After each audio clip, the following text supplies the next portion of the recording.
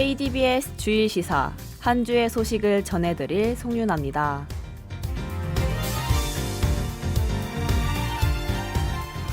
하구 여러분 안녕하십니까?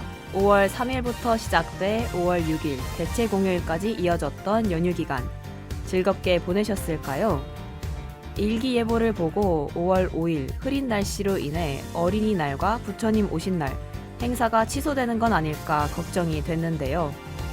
이번 주일 시사를 준비하며 살펴보니 다행히 성황리에 종료됐다는 기사가 많아 오늘 하루를 기분 좋게 마무리할 수 있을 것 같습니다. 저는 달콤했던 시간들이 지나고 다시 일상으로 복귀하려니 아쉬운 마음이 들었습니다.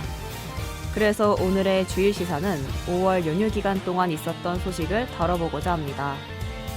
국내와 국외 스타들의 축제인 제61회 백상예술대상과 2025 맷갈라의 이야기를 준비했습니다. 오늘의 방송을 들으시며 꿈 같았던 연휴와 안전 이별하시길 바랍니다.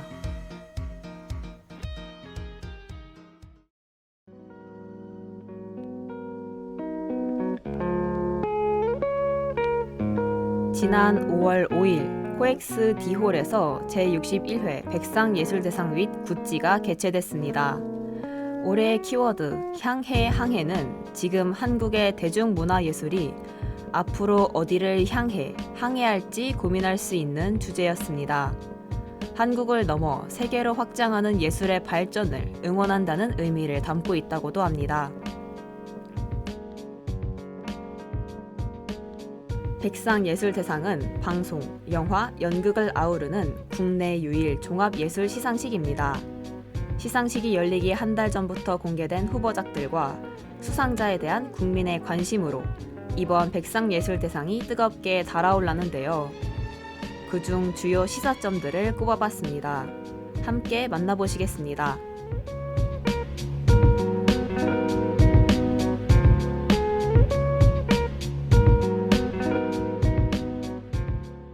백상예술대상 사무국은 2025년에는 방송, 영화, 연극 등 세 분야에서 시상을 진행한다고 발표했었는데요. 올해 특별한 점은 TV 부문이 방송 부문으로 명칭을 바꿨다는 점입니다. 2024년 4월 1일부터 2025년 3월 31일까지 지상파, 종편, 케이블, OTT에서 제공된 콘텐츠, 그리고 같은 시기 국내에서 공개한 한국 장편 영화 및 공연한 연극, 웹에서 제공된 콘텐츠까지 올해 백상예술대상의 심사 대상입니다. 이렇게 심사 대상이 확대된 만큼 수상에도 새로운 역사가 쓰였습니다. 넷플릭스 예능 흑백요리사 요리계급 전쟁이 방송 부문의 대상을 거머쥐었습니다. 예능 프로그램의 대상 수상은 61년 시상식 사상 처음 있는 일입니다. 이전에도 예능 프로 출연자나 PD가 대상을 받은 적이 있지만 예능 프로그램 자체가 방송 부문 대상을 받은 것은 최초인 만큼 이에 따라 시청자들 사이에 갑론을박이 벌어졌습니다. 백상예술대상 공식 SNS 계정에는 화제성은 대단하지만 작품성 등을 따지고 보면 폭삭 속았수다나 다른 작품이 받는 게 맞는 것 같다는 등의 댓글이 달렸습니다.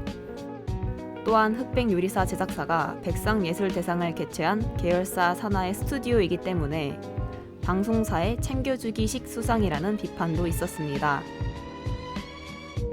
반면 일반인들이 줄을 이은 예능치고 흑백요리사처럼 성공한 예능도 드물다거나 드라마와 배우만 대상을 줘야 할 이유는 없다는 등 흑백요리사의 대상을 인정하는 반응도 많았습니다. 평론가들 사이에서도 의견이 갈렸습니다.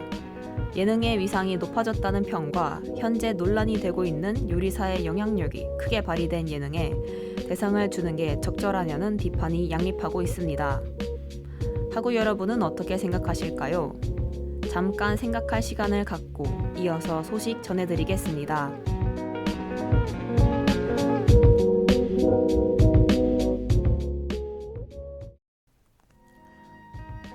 수상자들의 소감은 시상식이 종료되고 난 후에도 긴 여운을 남겼습니다. 넷플릭스 영화 전란 시나리오로 영화 부문 각본상을 받은 박찬욱 감독은 다가올 대선을 영화 스토리에 빗대어 설명했는데요. 영화 속에서 차승원 씨가 연기했던 못되고 못난 선조, 그런 사람 말고 진짜 국민을 무서워할 줄 아는 그런 사람을 뽑아야겠다며 다소 무거운 소감을 전했습니다. 드라마 작품상을 수상한 폭삭 속았수다의 김원석 감독은 혐오의 시대 속에 서로 미워하지 말고 같이 잘 살아보자는 생각이 들면 좋겠다는 마음으로 제작했다고 밝혔는데요. 이를 인정해준 것에 대한 감사와 고 강명주 배우에 대한 추모로 깊은 인상을 남겼습니다. 방송 부문 조연상을 수상한 배우 최대훈의 유머스러운 수상 소감도 화제였습니다. 제가 받았던 어린이날 선물 중에 가장 좋은 선물이 될 것 같다며 재미있게 감사를 전했는데요. 자신이 출연했던 폭삭 속았수다의 유행어이자 자신의 별명이 된 학시를 언급하며 힘들고 지칠 때마다 거울을 보면서 외쳐라 학시라고 외쳐 웃음을 자아냈습니다. 이상으로 새로운 시도와 다양한 인물들이 빛낸 즐거운 축제였지만 논란에서 자유로울 순 없었던 백상예술대상의 소식 전해드렸습니다. 저는 잠시 후 국외 소식으로 돌아오겠습니다.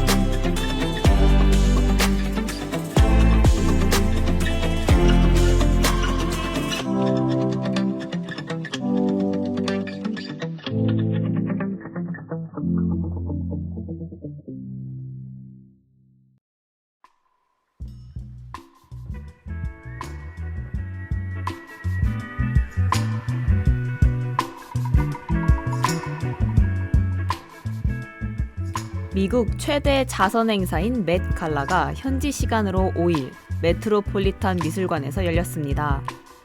맷 갈라는 메트로폴리탄의 매트와 패션쇼를 가리키는 갈라를 합친 것으로 보그와 뉴욕 메트로폴리탄 미술관이 매년 주최하는 자금 모금 행사이자 세계 최대 패션 행사입니다. 이에 초대된 스타들은 올해의 주제인 슈퍼파인, 테일러링 블랙 스타일에 걸맞게 저마다 턱시도와 슈트를 재해석한 룩으로 레드카펫을 밟았습니다. 글로벌 패션계 인사를 비롯해 젠데이아, 데미 무어, 리안나, 사브리나 카펜터 등 전 세계 유명 셀럽들이 참석한 가운데 K-팝 스타들도 이목을 끌었습니다. 특히 블랙핑크 제니와 리사, 로제 등은 주요 외신에서도 주목했습니다. 3년 연속 참석한 제니는 이번 맷갈라에서 턱시도를 변형한 드레스에 클래식한 모자를 착용했습니다. 1920년대 패션에서 영감을 받았다고 전해진 이 착장은 제작에만 330시간이 소요됐다고 알려지며 주목을 끌었습니다. 미국 일간 뉴욕타임즈가 선정한 잊을 수 없는 15가지 룩 중 하나로 꼽히기도 했는데요. 뉴욕타임즈는 영화 메리 포핀스의 주인공 보모를 연상시킨다는 평을 남겼으며 일각에서는 오드리 헵번을 연상케 하는 스타일링이라고 칭찬했습니다. 로제는 지난 2021년 CL과 함께 한국 여성 아티스트 최초로 참석했던 이후 4년 만에 맷갈라를 찾았습니다. 생로랑의 블랙 수트와 티파니의 볼드한 목걸이로 시선을 사로잡았습니다. 남자 아이돌 중에는 세븐틴의 에스 쿱스가 한복을 재해석한 수트를 입으며 댄디하면서 동양적인 매력을 뽐냈습니다. 맷갈라를 찾아 레드카펫에서 포즈를 취하던 스트레이키즈에게 일부 기자들이 인종차별적 발언을 했던 2024년과 다르게 올해는 K-팝 스타들 모두 환영받는 축제였습니다. 한편 리사는 이번 행사 주제인 블랙 스타일 고급 맞춤복을 기리는 의미에 맞춰 루이비통 커스텀 의상을 입고 레드카펫에 섰습니다.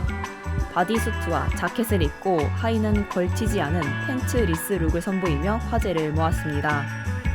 리사가 입은 바디수트에는 여러 얼굴 모양 패턴이 포착되는데 이 바디수트 하단 레이스 무늬에 대해 인터넷상에서 논란이 제기됐습니다.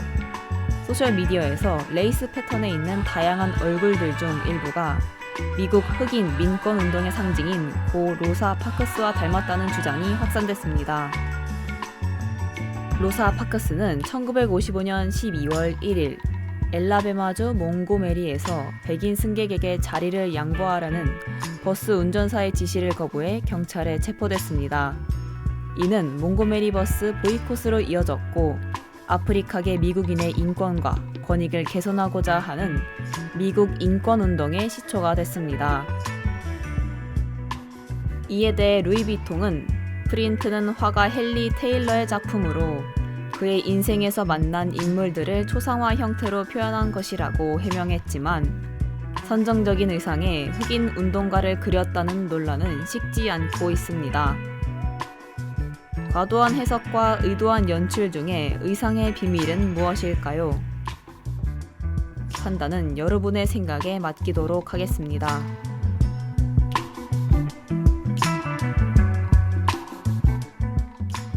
오늘은 지난 5월 5일 있었던 제61회 백상예술대상과 2025 맷 갈라의 소식을 전해드렸습니다. 다음 주는 다른 기자님의 목소리로 찾아뵙겠습니다.